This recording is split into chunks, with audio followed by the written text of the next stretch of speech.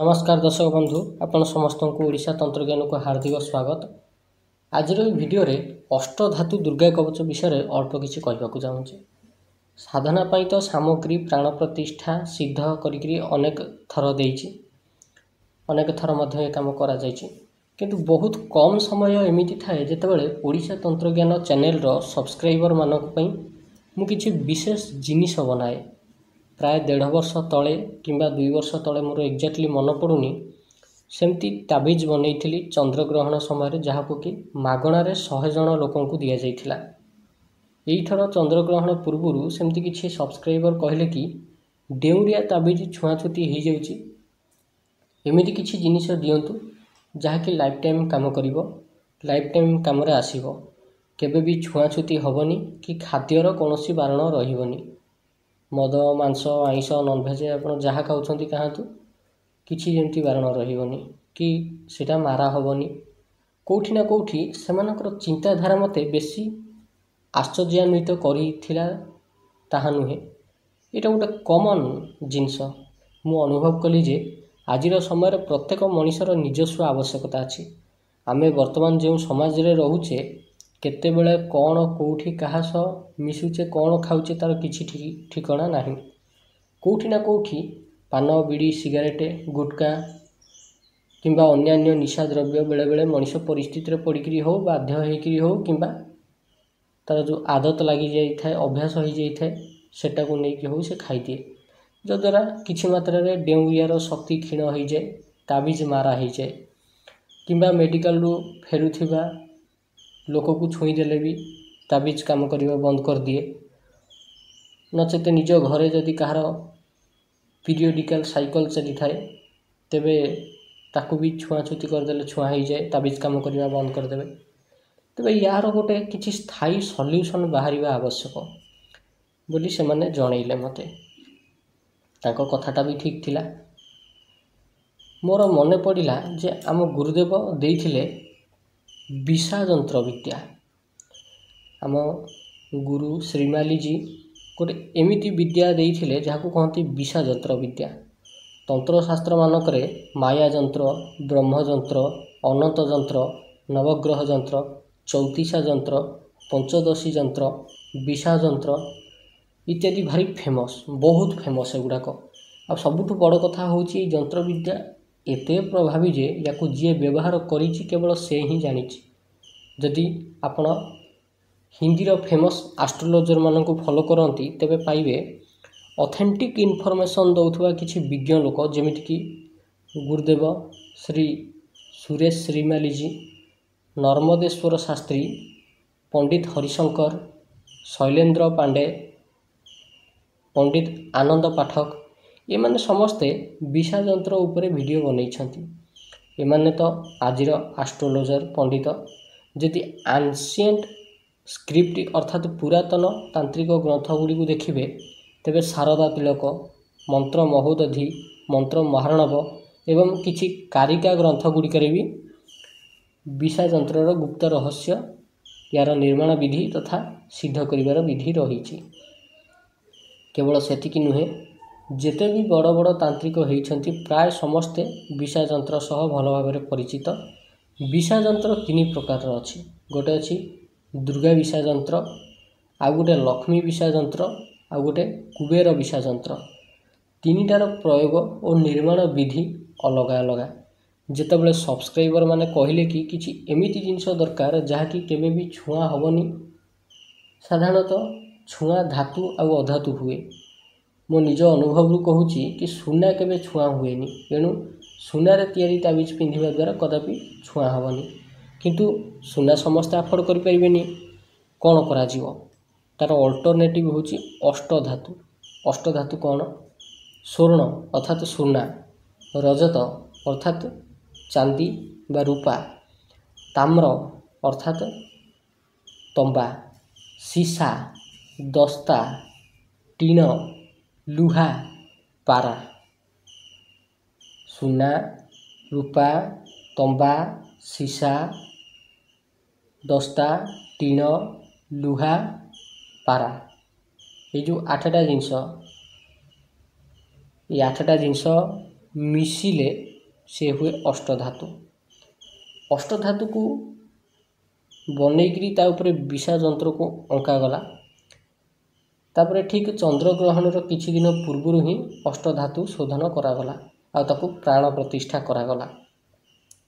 ଆମେ 3 ଜଣ ମିଶିକିରି ଲଗାତାର 11 ଦିନ ପର୍ଯ୍ୟନ୍ତ ପ୍ରତ୍ୟେକ ଦିନ 36 ମାଳା ଲେଖାଏଁ ମନ୍ତ୍ର ଜପ, ତାର ଦଶାଂଶ ହବନ କରିଲୁ। 1,25,000 ମନ୍ତ୍ର ଜପ କରିକିରି 18ଟି କବଚକୁ ସିଦ୍ଧ କରାଗଲା। এই କବଚ ମାତ୍ର 18ଟି ହିଁ ବନିଆ ହେଇଛି। ଯାହାର ଭାଗ୍ୟରେ ଅଛି ମିଳିଯିବ। এই ଜିନିଷ ଆଗକୁ ଆଉ ବନିଆ ହେବ କି ନାହିଁ କିଛି ଜଣା ନାହିଁ। ଏବେ ରିସେଣ୍ଟ ସେମିତି ଆଗାମୀ ସମୟରେ ଯେଉଁ ନବରାତ୍ରି ଆସୁଛି, ଚୈତ୍ର ନବରାତ୍ରି, 10ଟି ଦକ୍ଷିଣାବର୍ତ୍ତୀ ଶଙ୍ଖକୁ ନବରାତ୍ରିରେ ସିଦ୍ଧ କରାଯିବ, ଯାହା ଉପରେ ମହାକମଳିନୀ କଳ୍ପ ପ୍ରୟୋଗ କରାଯିବ। କିଛି ସବସ୍କ୍ରାଇବର ମାନଙ୍କ ପାଇଁ ବନିଆ ହେଉଛି। ମହାକମଳିନୀ କଳ୍ପ ଭାରି ଗୁପ୍ତ ତାନ୍ତ୍ରିକ ଲକ୍ଷ୍ମୀ ପୂଜା। ଆଉ ସବୁଠୁ ଇଣ୍ଟରେଷ୍ଟିଂ କଥା ହେଉଛି ମହାକମଳିନୀ କଳ୍ପ ପ୍ରୟୋଗ ମାତ୍ର ଗୋଟିଏ ଦିନର ପ୍ରୟୋଗ ଆଉ ମାତ୍ର 3 ମାଳା ମନ୍ତ୍ର ଜପରେ ହିଁ ସିଦ୍ଧ ହୋଇଯାଏ। ଅନେକ ଲୋକ କୁହନ୍ତି କି ଦକ୍ଷିଣାବର୍ତ୍ତୀ ଶଙ୍ଖ ଘରେ ରହିଲେ ଭଲ, ମା ଲକ୍ଷ୍ମୀ ଘରକୁ ଆସନ୍ତି, କିନ୍ତୁ କେମିତି ଆସନ୍ତି ସେ କଥା ସେମାନେ ଜାଣନ୍ତିନି। ଏଇ ଯେଉଁ ମହାକମଳିନୀ କଳ୍ପ ପ୍ରୟୋଗ, ଏଇ ପ୍ରୟୋଗ ମାଧ୍ୟମରେ ହିଁ ସେ ଆସନ୍ତି। ପଇସା ଆସୁଛି ଯାଉଛି, ରୋଜଗାର ହେଉଛି କିନ୍ତୁ ରହୁନି। ଏ ପ୍ରୟୋଗ କଲା ପରେ 100% ରହିବ, 100% ଗ୍ୟାରେଣ୍ଟି ସହ ପଇସା ସେଭ୍ ହେବ। କାରଣ ଏ ଶଙ୍ଖକୁ ଏମିତି ମନ୍ତ୍ରରେ ସିଦ୍ଧ କରାଯାଇଥାଏ ଯେ ଶଙ୍ଖ ଯେ ପର୍ଯ୍ୟନ୍ତ ବନ୍ଧା ହେଇକିରି ରହିଥିବ ସେ ପର୍ଯ୍ୟନ୍ତ ଉନ୍ନତି ହେଇକିରି ଚାଲିବ। ଉନ୍ନତି କେବେ ରହିବନି, ଅଟକିବନି କେବେ, ଉନ୍ନତି ହେଇକିରି ଚାଲିବ। ଆଉ ଯେଉଁ ଲୋକ ମହାକମଳିନୀ କଳ୍ପ ପ୍ରୟୋଗ କରିଛନ୍ତି ସେମାନେ ଜାଣିଛନ୍ତି ଯେ ୟାର ପ୍ରଭାବ କ'ଣ। ଫଳସ୍ୱରୂପ ସେମାନଙ୍କର ସ୍ଥିତି ଯଥେଷ୍ଟ ମାତ୍ରାରେ ସୁଧୁରି ଯାଇଛି। ଆଉ ଗୋଟେ କଥା, ଏ ଶଙ୍ଖ ଥିବା ପର୍ଯ୍ୟନ୍ତ ଶତ୍ରୁ ଖାଲି ଭାବିବ କିନ୍ତୁ କିଛି କରିପାରିବନି। ଯେବେ ବି ସେ ସାମ୍ନାକୁ ଆସିବ ଏମିତି ସ୍ଥିତି ହେବ ଯେ ସେ ଷଡ଼ଯନ୍ତ୍ର କରିବା ହିଁ ଭୁଲିଯିବ। ଆଉ ଯେଉଁ ଘରେ ଏଇ ଶଙ୍ଖ ଥିବ ସେ ଘର ଉପରେ ସବୁ ଦେବୀ ଦେବତା ଖୁସି ହେଇଯାଆନ୍ତି, ଖୁସି ହେଇକିରି ଆସନ୍ତି। ସବୁ ଗ୍ରହ, ସବୁ ଦେବୀ ଦେବତାଙ୍କର କୃପା ଦୃଷ୍ଟି ସେ ଘରେ ରହେ। ଇଏ ହେଉଛି ସ୍ଥିତି, ଇଏ ହେଉଛି ମହାକମଳିନୀ କଳ୍ପ ପ୍ରୟୋଗର ପାୱାର। ୟାକୁ ବନେଇବାକୁ, ସିଦ୍ଧ କରିବାକୁ ଯେମିତି ନବରାତ୍ରିରେ 9 ଦିନ ଲାଗେ, ଠିକ୍ ସେମିତି ଅଷ୍ଟଧାତୁ ଦୁର୍ଗା କବଚକୁ ବନେଇକି ସିଦ୍ଧ କରିବା ପାଇଁକା 11 ଦିନ ସମୟ ଲାଗେ। ଏହି ଅଷ୍ଟଧାତୁ ନିର୍ମିତ ଦୁର୍ଗା କବଚ ପିନ୍ଧିଲେ କ'ଣ କ'ଣ ଲାଭ ମିଳେ? ଚମକି ପଡ଼ିଲେ ଭୂତ ପ୍ରେତ ଲାଗିଯାଉଥିଲେ ଆଉ ଲାଗିବେନି, ବାରମ୍ବାର ଚମକୁଥିଲେ ଆଉ ଚମକିବେନି, ଛୋଟ ଛୁଆ ଯଦି ରାହା ଧରିକି କାନ୍ଦୁଥାନ୍ତି ତାଙ୍କୁ ପିନ୍ଧେଇ ଦେଲେ ସେ ଚୁପ୍ ହେଇଯିବେ। ଅଷ୍ଟଧାତୁ ଦୁର୍ଗା କବଚ ପିନ୍ଧିଲେ ଯେତେ ସବୁ ଗୁପ୍ତ ଶତ୍ରୁ ଅଛନ୍ତି ସବୁ ଡାଉନ୍ ହେଇକିରି ରହିବେ। ସାମ୍ନାରେ କେହି ମୁହଁ ଖୋଲିବାକୁ ସାହସ କରିବେନି। ପିଠି ପଛରେ ଯଦି ଲୋକ ନିନ୍ଦା କରନ୍ତି ତେବେ ସେମାନେ ଆଉ ନିନ୍ଦା କରିବେନି। ଦିନକୁ ଦିନ ଯଶ ବଢ଼ିବ, ଲୋକ ମାନ ସମ୍ମାନ ଦେବାକୁ ଲାଗିବେ, ବାଣ ପେଷଣରୁ ମୁକ୍ତି ମିଳିବ, ଯେମିତିଆ ପ୍ରକାର ତନ୍ତ୍ର ପ୍ରୟୋଗ ହେଉ ସେଥିରୁ ମୁକ୍ତି ମିଳିବ। ଗ୍ରହ ପୀଡ଼ା ଯେମିତିଆ ପ୍ରକାରର ହେଉନା କାହିଁକି, ଏହି ଅଷ୍ଟଧାତୁ ନିର୍ମିତ ଦୁର୍ଗା କବଚ ପିନ୍ଧିବା ପରେ ସବୁ ଗ୍ରହ ପୀଡ଼ା ଶାନ୍ତ ହୋଇଯିବ। ଆମ ଭିତରେ ସମ୍ମୋହନ ଶକ୍ତି ବଢ଼େଇବାକୁ ଲାଗେ ଏ ଯେଉଁ ଯନ୍ତ୍ର। ଚେହେରା ଉପରେ ଆକର୍ଷଣର ଗୋଟେ ଉର୍ଜା ସବୁବେଳେ ରହେ। କୋର୍ଟ କଚେରୀ କେସ୍ରେ ଯଦି ଫସିଛନ୍ତି, ଯେମିତିଆ ପ୍ରକାର କୋର୍ଟ ମାମଲା ହେଉ, ଆପଣଙ୍କୁ ଫସେଇ ଦିଆଯାଇଥାଉ କିମ୍ବା କୌଣସି କାରଣରୁ ଫସି ଯାଇଥାନ୍ତୁ, ସବୁ କୋର୍ଟ କଚେରୀ ଚକରରୁ ବାହାରି ଆସିବେ।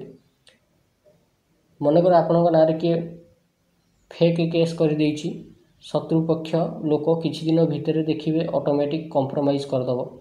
କୋର୍ଟ କଚେରୀରୁ ମନେ ପଡ଼ିଲା, ଆଗାମୀ ସମୟରେ ଓକିଲ ଓ ରାଜନୀତି କ୍ଷେତ୍ରରେ ଥିବା ଲୋକଙ୍କ ପାଇଁ ଅଷ୍ଟଧାତୁ ବଗଳାମୁଖୀ କବଚ ବନେଇବି। ଆଉ କ'ଣ ଲାଭ ହୁଏ? ବାରମ୍ବାର ଜିନିଷ ଯଦି ହଜୁଥାଏ ତେବେ ଏଇ ଦୁର୍ଗା କବଚ ପିନ୍ଧିଲେ ଜିନିଷ ଆଉ ହଜେନି, ହଜିଯାଇଥିବା ଜିନିଷ ବି ମିଳିଯାଏ। ଶତ୍ରୁ ଅକାରଣରେ ହଇରାଣ କରୁଥିଲେ ଆଉ କରିବେନି। କାମଧନ୍ଦା ଚାଲୁ ନଥିଲେ ଏଇ କବଚ ପିନ୍ଧିଲେ ଚାଲିବ। ମାତା ଲକ୍ଷ୍ମୀଙ୍କର ବିଶେଷ କୃପା ଚାହୁଁଥିବା ଲୋକ ନିହାତି ଏହି ଯନ୍ତ୍ର ପିନ୍ଧିବା ଉଚିତ। ପତି ପତ୍ନୀ ଭିତରେ ମନାନ୍ତର ମତାନ୍ତର ଯଦି ହେଉଥାଏ, ସବୁବେଳେ ଝଗଡ଼ା ଲାଗି ରହୁଥାଏ, ତେବେ ଏଇ ଅଷ୍ଟଧାତୁ ଦୁର୍ଗା କବଚ ପିନ୍ଧିଲେ ତାହା ଠିକ୍ ହେଇଯାଏ। ଲୋକ ଭୁଲ କେଉଁଠି କରନ୍ତି ଦେଖନ୍ତୁ, ଧରି ନିଆଯାଉ स्वामी स्त्री भितर झगड़ा लगिला से निज निज इगो को लेकिन अलग हवा पर तांत्रिक पाखक जाती भावी चिंती काम कले प्रमाद न पड़े भले जब झगड़ा आरंभ हम से चुप होकर शांत होकर तांत्रिक पाखक जातु काम करूँ देखिए सब ठीक हो किंतु ये सब शेष होगला पर जीवे चिता पोड़ी पाउंस होगला पर आउ कौन सी रिटर्न हो पार आउ कौन लाभ हो पारे समाज रे जो मैंने निजर वर्चस्व स्थापना करने चाहती से निहाती अष्टधातु निर्मित दुर्गा कवच पिंधा उचित बेपार चालू नथिले भी चलो एमती तो अनेक लाभ अच्छे कवचर कहले शेष हेनी किंतु मात्र 18टी ही कवच बनिया जो मानकर दरकार व्हाट्सएप नंबर रे मेसेज करंतु स्क्रीन उपरे आपण को इमेज रे नंबर देखा जाउथबो निज ना आ एड्रेस देले मिल जिवो। अष्टधातु दुर्गा कवच वास्तव में कौन या ऊपर देखंतु गोटे जंत्र अंका है सेटा हूँ विषा जंत्र कहती कहले आपण को विषा जंत्र 3टा अच्छी दुर्गा विषा जंत्र जोटा सेटा यही कवच उपर अंका आउ से विषा जंत्रटा को ही सिद्ध करा जाइछि स्थापित कर दिया जाइछि या ऊपर जंत्रर शक्तिटा को तेबे जार आवश्यकता अच्छी से माने व्हाट्सएप नंबर रे मेसेज करि परिबे। आज पई वीडियोटी एतिकी जदि आपनको वीडियोटी भल लागिछि एई भली वीडियो देखिया पई आपण हम चैनल ओडिशा तंत्र ज्ञान को सब्सक्राइब करंतु। धन्यवाद।